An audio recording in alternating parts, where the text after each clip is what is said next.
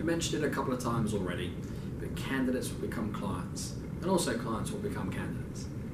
And it's important for us in our specific vertical markets that we start to build relationships with the candidates when they're looking for opportunities that could convert into not just us placing them, but relationships that last beyond that and go into becoming client relationships, and maybe even onto candidate relationships again. There's people that I've dealt with for now 15, 16 years that I met first as candidates, turned into clients, back to candidates again and clients again, and we've made hundreds of thousands of pounds, and in some cases hundreds of thousands of dollars with those individuals. So it's important to understand that in your vertical market, smart use of your time is meeting good candidates all the time. You might have opportunities for them there and then, but you want to start to build a rapport with them so that over time you can convert those relationships into money-making opportunities. First off, let's look at how we convince candidates to come in and see us, whether we've got a job for them or not. Once we've identified they're a high-quality candidate in our specialist vertical market, we're going to call them to come in and see us. First of all, ideally you want to get them to come in and see you rather than you go to see the candidate, because that establishes a degree of control. We'll talk about this control element all the way through the process, but essentially this is the beginning of a relationship. You need to be the expert in the relationship. So they are coming to see you because you're the one who has the advice that they need. If you're going out to see them, they are in control. So ideally, you get them to come and agree to see you. We have lovely offices in the centre of town. Also enables you to look incredibly professional. We spent a lot of money on making them look as nice as we can to create the perception for every candidate or client that comes into the business that we must be good at what we're doing because we have great offices. You probably haven't had the pleasure of going to many other recruitment companies' offices, but trust me, they don't look like ours. Most of them are appalling. So first of all, they come here, and then that even reinforces and establishes more control because we look great. There's a perception that if we look good as a business, we must be experts in what we're doing. So the better you can do to get them here, the more things you can do to get them to come in, the more control you'll have throughout the process. So why are they going to want to come and see you? You need to explain to them that every candidate that you get to know better, you can do a better job for. If we understand their aspirations, their expectations, what's gone right in their current roles or their previous roles and what they haven't liked, we can better match them with opportunities that enable them to take the next step in their career. Understanding what they want that next step to be and understanding them better as a person can not only enable us to match them up with the job, but also the culture of the company they're looking for. If they're contractors and they're really good in their market, they're going to need to deal with you over and over again. So building that relationship is very important. Also establishing that control is very important. Another way that you can also emphasize the need to come and see us in the office is that quite regularly in the terms and agreements we've agreed with our clients, we have a commitment that we will meet and interview as many candidates as we possibly can.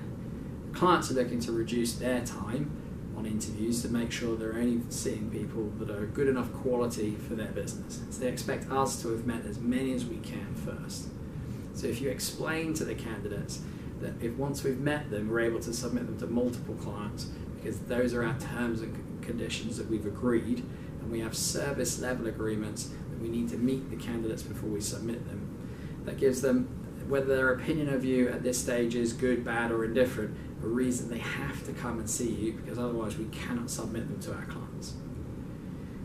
We also have to agree then and get them to commit to a time and a date to come and see us. Now at this point it's very easy for them to say okay and agree on a time and a date to get you off the phone. What you need to then do is follow that up with an email and an invite, putting it in their diary. On the day that they're due to meet you, you need to call them, or the day before if it's in the morning, and just reconfirm that they're still okay to meet you. Because you're convinced or very keen to meet them based on opportunities that we have available to them, or clients we'd like to talk to them about creating opportunities for them. We can only do that if we've met them first. So you sell to them the reasons why they need to come in, then you confirm once they're committed to a time and a date in an email with an invite, so it goes in their calendar that they're going to come and meet you. and then you call either the day before or the morning of the meeting to ensure that they're still coming to see you, to also reiterate again that we need to see them in order to submit them to our clients. Getting them into the office gives you control, and that gives you a good hour of time, as long as you've confirmed with them that you'll need an hour, in order to get to know them a lot better, understand their aspirations and expectations, and be in a much better position to sell them to clients.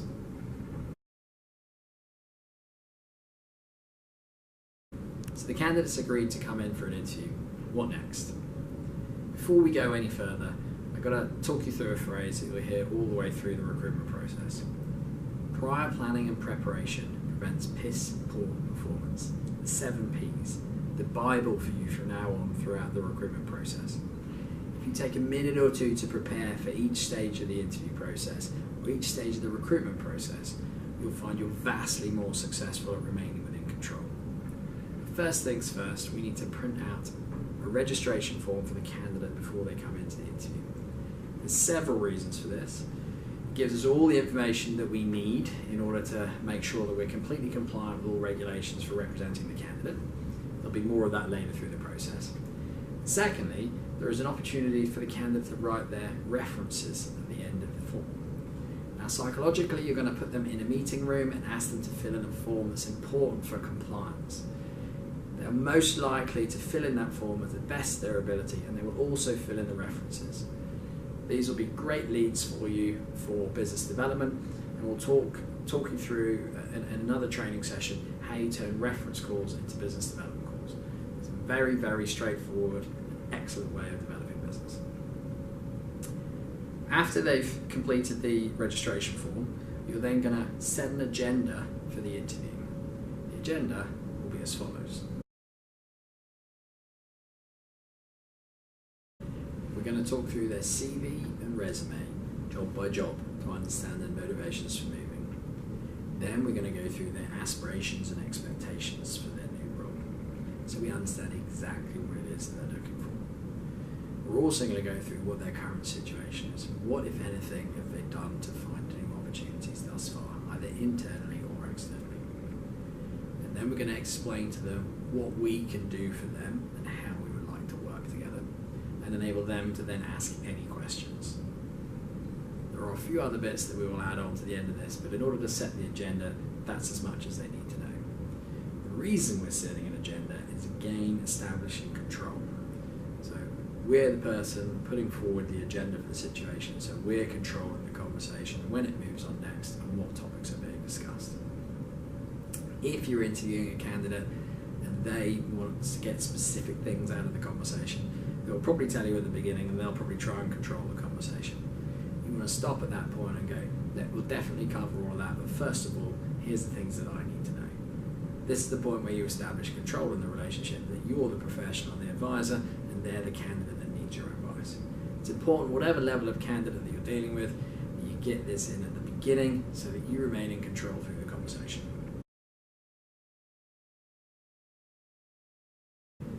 So when you're exploring their CV and resume history, you want to go through job by job and understand what their motivations were for moving on from each role.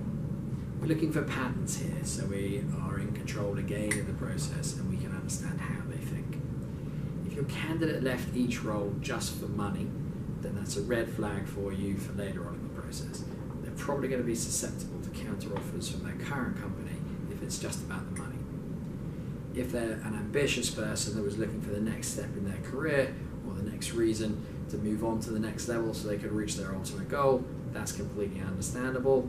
Again, finding more money is completely understandable, but you need to know what it is that makes this candidate think and why they're wanting to make a move, so you can understand A, how to sell them, but B, what threats are there going to be through the recruitment process that you're going to need to be aware of and control.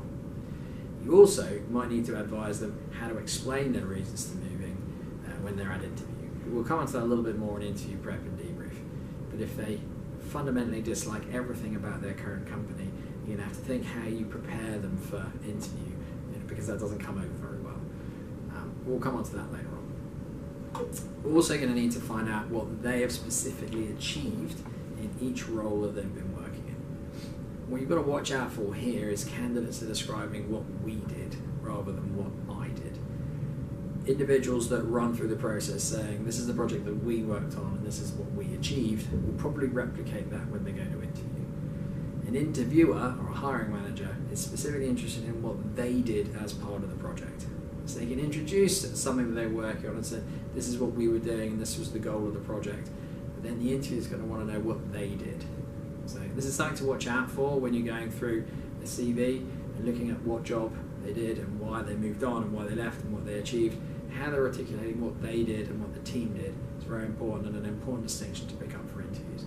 People will fail an interview if they can't articulate exactly what part they played in a project or a goal or their day-to-day work.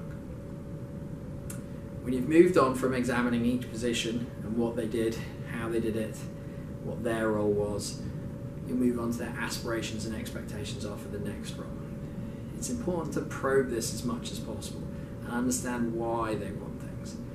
Remember, when it comes to handling objections, you've got to understand what's lacking. Is it desire, belief, or understanding? Figuring out what their feelings are relating to their current role and what their aspirations are for their future roles can give you a lot of information around how to handle the process and how to pitch a role to someone and how to make sure they're getting as close a possible match to their ideal. Remember, you're not going to necessarily get the ideal. So here what we're trying to figure out is, what do they want the culture to look like? What skill sets do they want to learn? What elements about the role are essential? What elements about the role are desirable? What their ultimate goal is in their career, and how we can position the opportunities that we might have to match up with that as much as possible. And also try and figure out, where are they prepared to compromise? Because it may be, once you start talking to them about that, they haven't really considered it before. And it might also be there's an ideal role in their current company that they're explaining to you. We need to make sure that that's not possible for them to get brought back into either. We'll cover that when we go through counter offers. Next step is to find out what they've done so far to look for new opportunities. Have they explored opportunities internally? Have they spoken to their boss about what the next step is for them in their current role? Can they move laterally in the business or internationally in the business? And have they had that conversation at all? That conversation will 100% come up when they go to resign from the company. So it's better they have it now and they get the conversation out of the way when they've got the truth, rather than after they've gone to resign and the company is giving them all the information they need to keep them to stay. If they've had that discussion when the real situation of their current employment comes through, then they know how valued they are before they resign, and again, that is important for you to be able to handle a buyback. In a contract situation, if the individual is a contractor, getting them to make sure that there's nothing that's going to keep them internally before they move is also quite wise, because if they're valuable skill set on contract, they can move it from one project to another. So knowing if they've explored those internal opportunities again gives you control to know how easy it is going to be to extract them from the contract or their permanent job when you get them an offer. Understanding what they've done externally is also very important. Have they been on any other interviews? What stage are they at? You don't want to invest a huge amount of your time in a candidate that's on final interview at another job, be it a permanent or a contract candidate, if indeed they are likely to accept that job.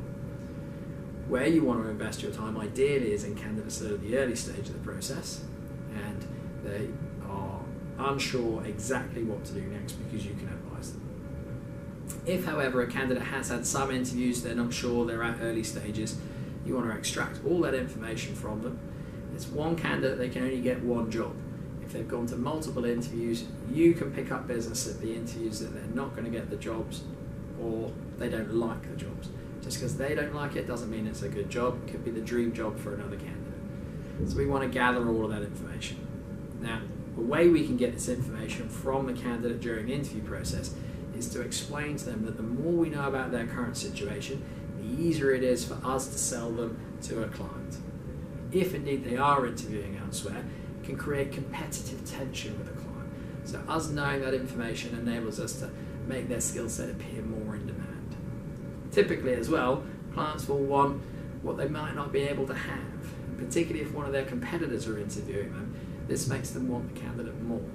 So if we can explain this to the candidate and get that information out of them there and then, it will actually help us to sell them, but it'll also create opportunities for us to get leads where we can get more business for other candidates. Finally, we're going to sell our process and expertise and what we can do for the candidate.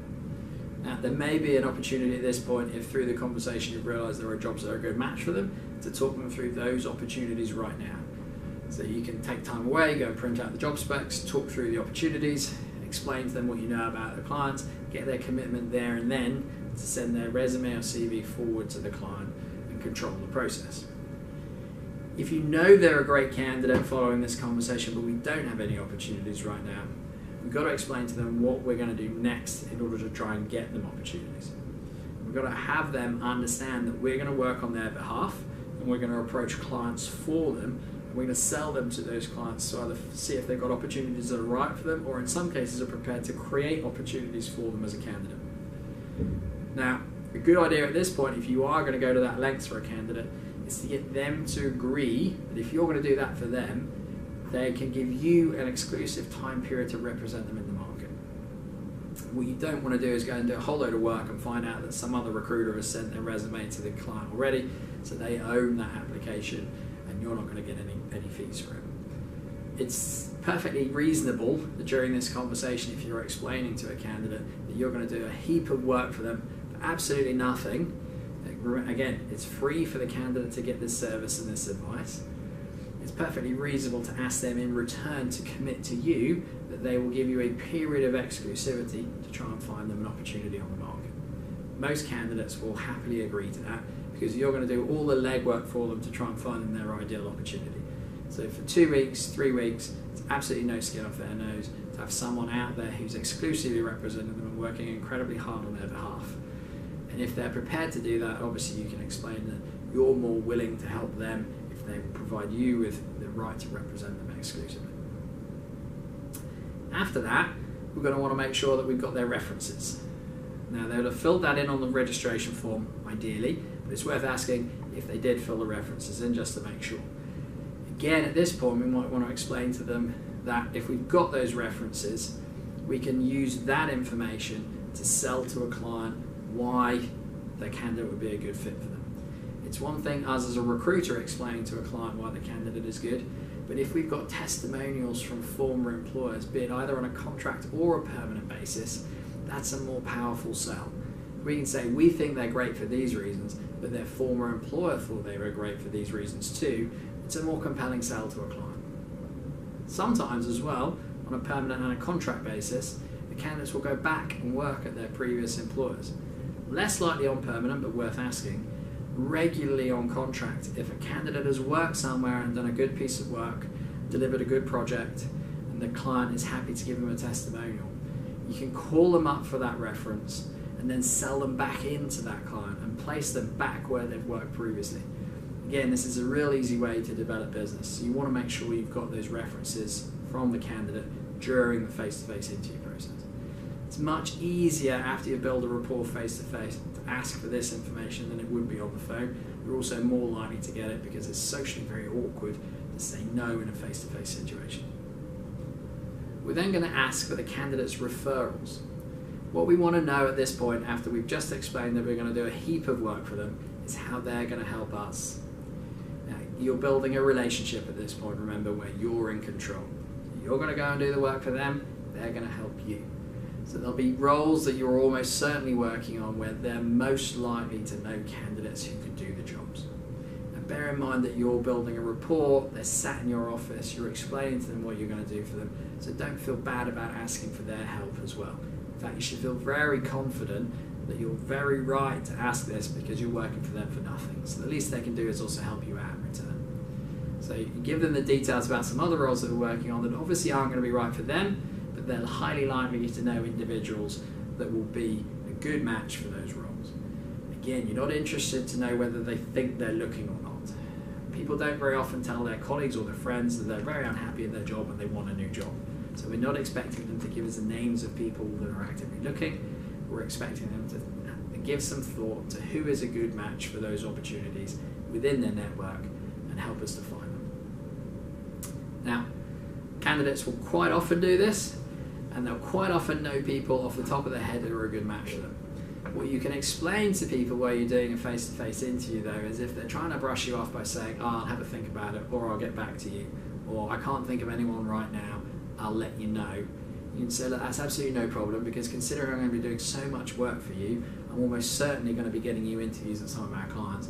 There'll be plenty of opportunities for us to pick this up again the next time we speak or before you go for an interview, and you can tell me then who you've thought about. Again, you've got control of the process right now. They know you're not going to let it go. So the quickest and easiest way for you to move on from this is for them to give you those referrals.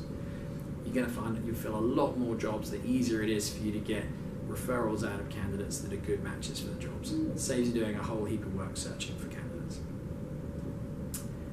Finally, we're going to say goodbye and we're going to give them a very firm handshake. A firm handshake is very important at the beginning and the end of the meeting because again it establishes that you're in control. And nobody wants to deal with someone who has a weak handshake. It's an important part of body language. We'll touch on a few of these things through the process. But go and practice your handshake if you're not sure. Ask someone if it's okay. Make sure you get it right. It might sound like a small point, but if you're explaining to someone that you're going to help them and you're going to work with them all the way through the process, they want to know that you're someone who's confident and able to communicate on their behalf. And actually a firm handshake can convey that very convincingly. Don't forget, no wet fish handshakes.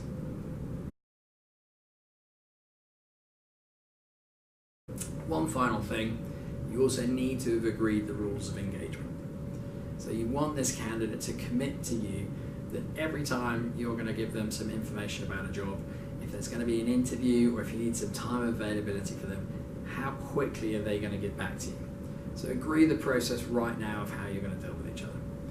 So if you send them text to say, I've got an interview for you, I need your availability, or if you call them or if you send them an email, whatever their preferred method of communication is, when are they going to get back to you with that information?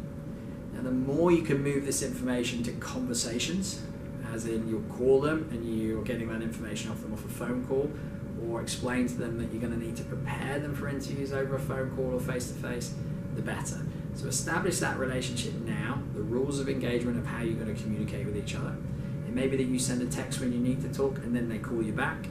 Ideally, it's verbal communication rather than email. You get so much more out of the process and so much more control the more you talk to the candidate.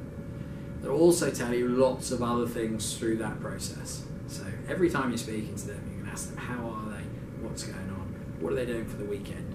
And you're building a picture of the life of the candidate, be it a permanent or a contract candidate. These give you opportunities to understand the individual better and to sell. So agree the rules of engagement and then you stick to them through the process. You make sure you do what you say you're going to do and they're more likely to return the favour. This keeps you in control through the process.